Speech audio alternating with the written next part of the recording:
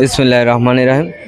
ধন্যবাদ আপনাকে আমাকে কথা বলার সুযোগ করে দেওয়ার জন্য।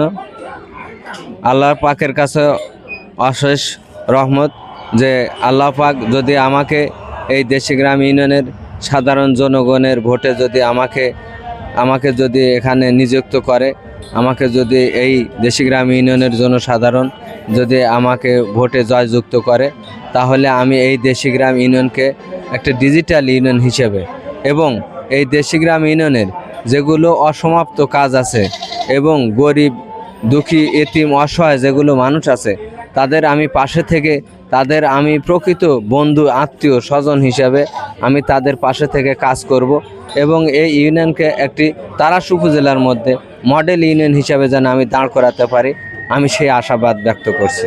সামনে আসন্ন কুরবানি ঈদ উপলক্ষে কিছু যদি বলতেন। ধন্যবাদ। সামনে ঈদুল আজহা, আমি দেশিগ্রাম ইউনিয়নের সর্বস্তরের জনগণকে বাংলাদেশ জাতীয়তাবাদী দল তথা দেশিগ্রাম ইউনিয়নবাসীর পক্ষ থেকে সবাইকে ঈদের অগ্রিম শুভেচ্ছা জানাই। সবাইকে ঈদ মোবারক এবং এই ঈদের যেন মানুষের সবার কল্যাণে যেন আমরা আসতে পারি।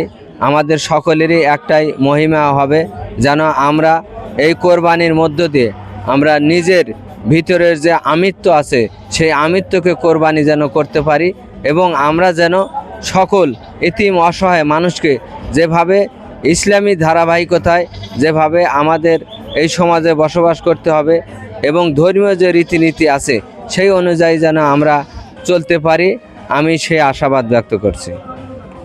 ধন্যবাদ সবাইকে, আবারও ঈদ মোবারক।